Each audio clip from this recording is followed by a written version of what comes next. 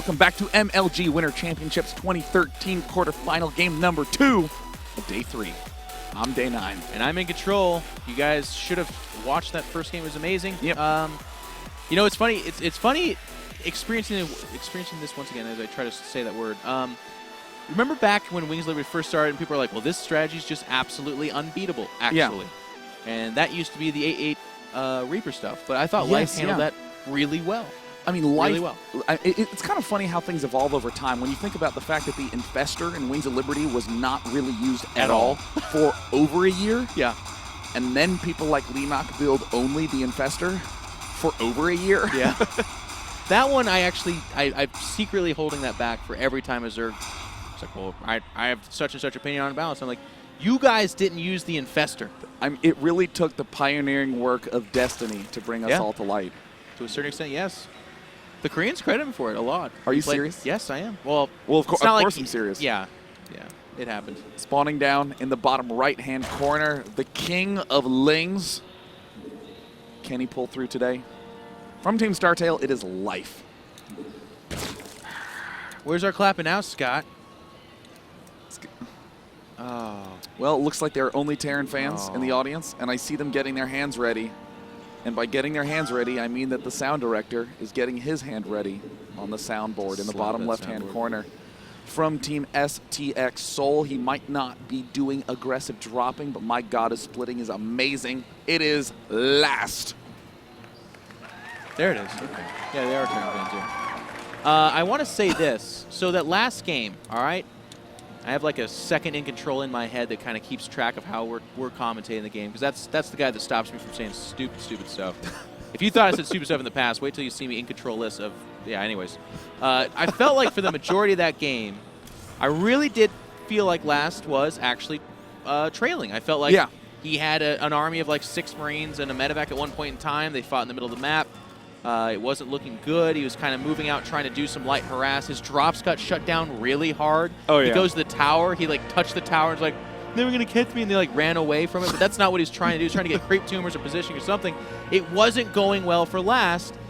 But then all of a sudden, he shoves out with a minefield. And ladies and gentlemen, he didn't just put them all in one place to splatter at one time. He trickled them down and allowed the Zerg to follow him through it. And I felt like that was the winning moment for him. It was beautifully done. And I mean, it's one of those great examples that highlights how important it is to have multiple phases to your build order. The start failed straight up. Hellions never got to be aggressive. Reapers did very little damage for the invested time. Was certainly well behind economically. Yep. But the second phase, when he had 2-2 moving out with this Reaper Marine, that is when he really stepped it up. And now it looks like he's doing a little bit more of conservative bunker placement. This is how Flash beat Bly in day 1. Yeah, he's definitely, I mean, he's keeping it a secret as much as he can. I kind of like the placement, too, by the way, of his barracks. This seems to be a really good map for this Reaper build that he's going to go ahead and try again. And I have to agree with you, Day 9. I don't know that he would consider it a success in game number 1, but he's going to revisit it here, doing some dink and donk damage on those drones. Early gas, though, and you can see speed already shimmering on that spawning pool. Get the drone. It gets the drone. And it looks like... He actually executed, by the way. Like, put his pistols to its head, like, you're dead now. Dodge this. That's what he said. You know, I'm genuinely torn as to whether or not the Reaper opening is strong on this map or not. Where those Reapers are popping up is literally the only angle. That single Overlord that's floating over has complete vision range of all the key entry points for these Reapers. It does look like Life is losing a significant amount of links, but this is not as bad as it seems. Again, look back in Last base, just starting the command center, just starting the factory. There needs to be significant damage dealt by Last to justify this early opening. That's a really good point to make here, because on the one hand, we're just watching Reapers gun down everything, but it's the sacrifices that were made to get them to this point that we have to take into account to weigh the value. Now, the Lings are going to get shot down here, but speed moments away from finishing. It's actually, it looks like it's about 70%, maybe 80. There's 3 Reapers here now. No damage taken on Last physically. And it looks like he's going to go with that 3 command center follow-up as well. Yeah, I mean, 3 command centers have to get some way to catch up in that worker count. Yeah, that's come on. There it is. Okay, made us right. I appreciate that. A lot of Speedlings moving out, but I think Last is making the right choice, by the way, not trying to push the Reapers too hard, because right now, these are his defense. He's actually supply block. This is not good. It would have been a whole heck of a lot worse if these Reapers couldn't get back behind that wall, because right now he actually has nothing.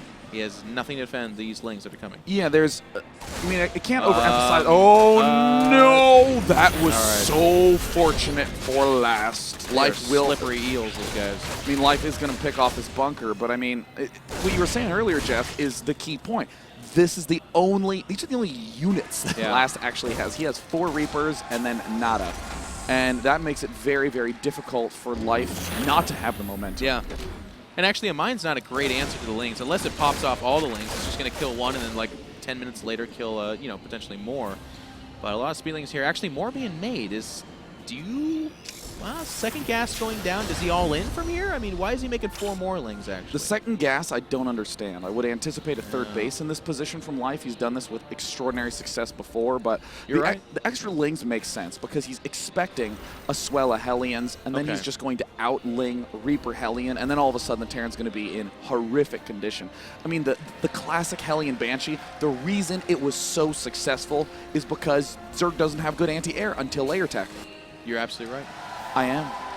That's what gets exploited there. These Reapers are going to go ahead and split up. They're in pairs of 2. And the first pair is going to find out that there are Speedlings in the middle of the map. They're going to have to slip on by. Those Lings are able to run them down. They're going to try to get us around. And it looks like they will at least get 1 Reaper. It does go down. And there's a trail of mines leading up into that natural. So Last is looking to make a repeat of last game. You'll notice there's more barracks being added. There's a 3rd command center. And now with a reactor on that factory, I just think more mines come out. He seems to like them. Or maybe the Hellions do. I don't know. You know, I almost feel like we didn't do that Reaper death justice because, I mean, it's so easy to be like, he lost a Reaper. It's unfortunate. Yeah. But, I mean, really, we should be freaking out because the amount of defense that Last loses there is huge. 3 Reapers and 1 Marine, 2 mines. The complete army. In fact, go to Last's vision. Last can only see his own bases, completely shunted out of the vision range. There now, we see that layer coming up. We see the 1-1 coming up. We're going to see a macro hatch out of Life very soon. He's already at 52 drones. And these Zerglings are completely decimating anything that decides to move out into the middle of the map. Hellion's actually just chilling, and I'm not even convinced. Oh, wow. Really nice use of friendly fire there. Not sure if that's intentional or not. In fact, at this point in time, I want to say it is. He's actually shaving off chunks of Lings. Oh, my God. He gets another chunk of friendly fire there. All the Reapers are gone. There's 2 Hellions at their lowest health. The final Marine actually dies, and now there's a Zergling inside the main. It's not going to... Actually, it will. Look at the scouting. Double reactor, and it sees the bio. It's really nice for the scout. What a sick move. I mean, it's all those things that that on paper make sense, but no one can actually pull off. But yeah, Widow Mines are extremely good against Terran as well as Zerg units, so let's go ahead and friendly fire that. There's the macro hatch now going down in the main base. Life, in my eyes, no doubt going to be going straight for them Banelings. There's the nest going down right now. With this 3rd base up from Last, these Hellions are not going to be particularly useful, and once again, we're seeing Last falter. He's not yet made his armory. He's getting really anxious. Yeah, he is featuring the bio upgrades. His 1-1's about to complete. It's not too far off from the 1-1 of Life, which he did throw down before his lair. So, I mean, you can just kind of have an idea of how much upgrades are being featured here. And that is a stack. You don't want to chase those Hellions in their Life.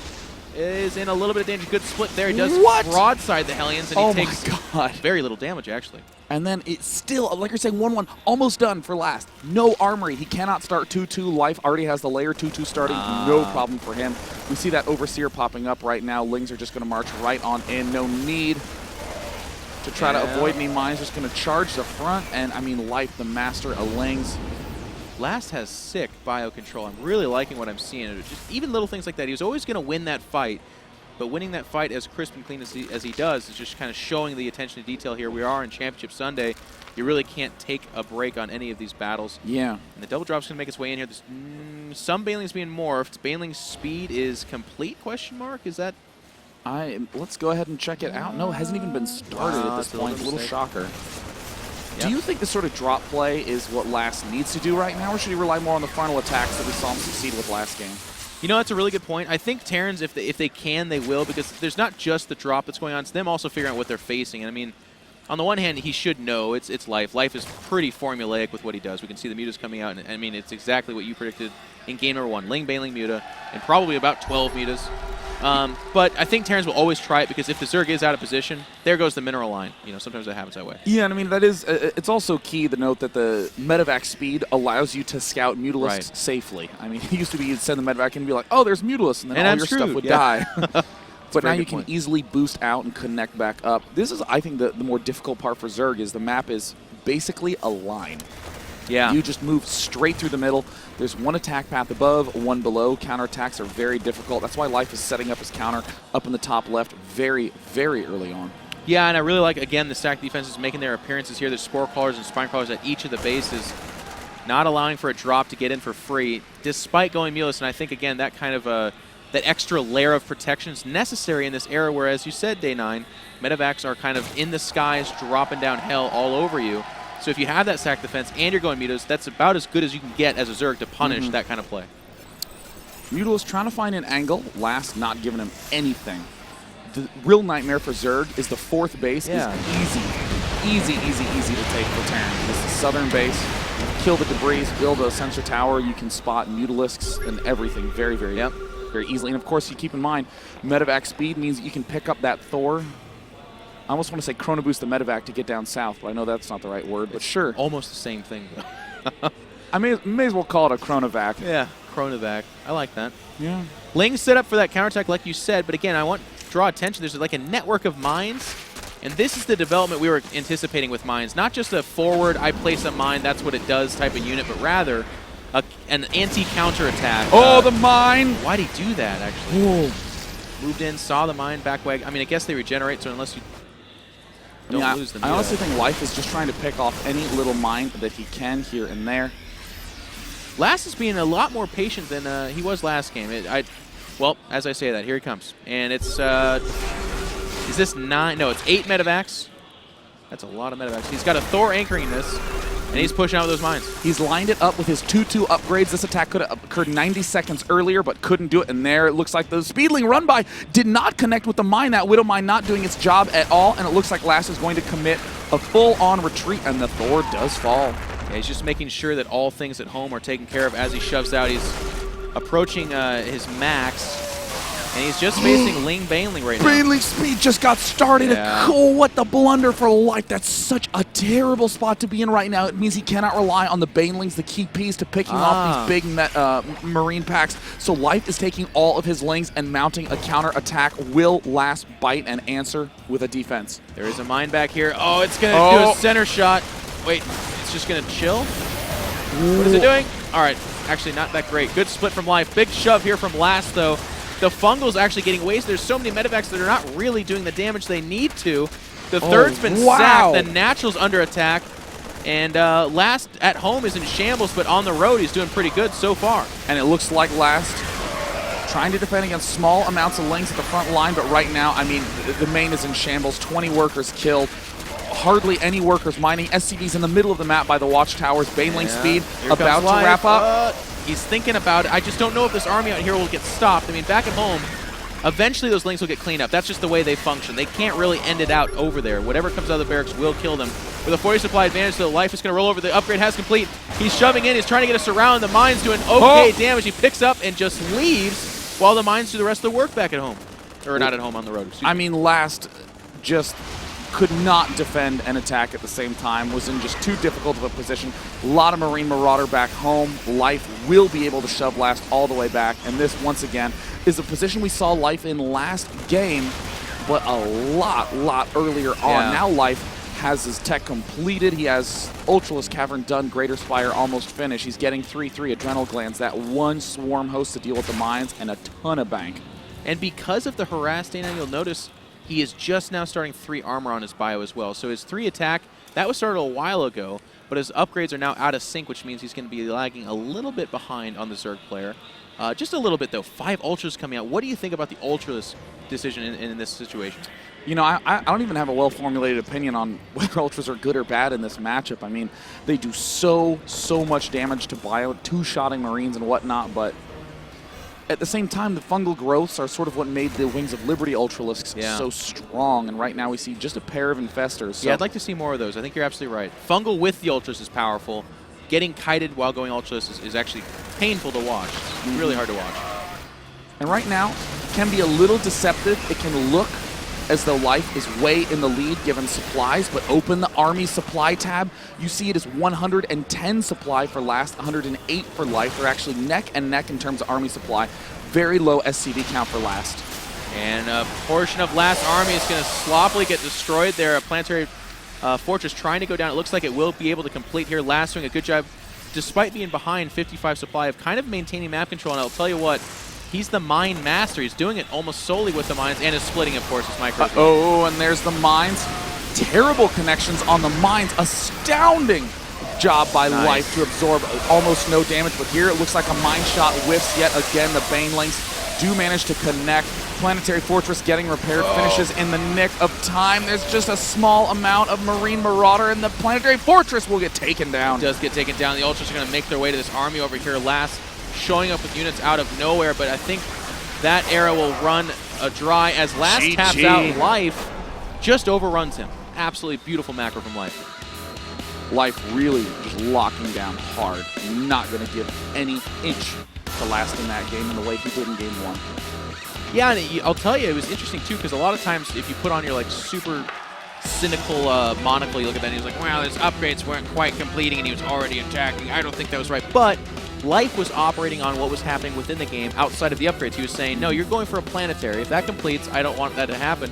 But also, you've taken losses. Your attack at my base didn't kill a base, and then back at home you actually lost, what was it, you said 30 SCVs or something like that? I mean, it's actually you need to keep going. It's kind of funny that when you think of the way that Biomine works, it's a lot of attacking, dropping, being on the Zerg side of the map, and then these mines intercept reinforcements. We just saw amazing work of innovation taking out Leenock earlier in a similar way. But what's kind of, or actually, was it Last that took out Leenock? I didn't watch it actually. Look, but someone took out Leenock with Biomine. All right, I'm not gonna lie. I think you're right. I mean, I might be. I don't know. We'll find out later. The fact of the matter is, though, that what's kind of paradoxical about Biomine is that you are bad against counterattacks. Very, very weak. You don't really have the ability to cover all those spaces. Really needs to be a little bit more focused on turtling the structures, having better rally points, because if the Zergling counterattack failed, then Life would have been in a heinous position in that game. That's a really good point. I mean, Last, while wounded critically, was still able to kind of, I mean, yeah, he got ran over at the end there, but you made the point, if you look at the Army tab, at one point, Last was kind of up there with him, and with just a little bit different decision-making, maybe waiting on that fourth until he maxed out. I don't know, it's in hindsight, but I guess the point I'm trying to make here is if he had a robust economy with that push and he's reinforcing, I don't know that Life wins that game. That does mean the series is tied up 1-1, which means that we have at least 2 more games to go, possibly 3, given how closely matched these players appear. So without any further ado, we're going to step to a break. So when we come back, we can continue this quarterfinal match.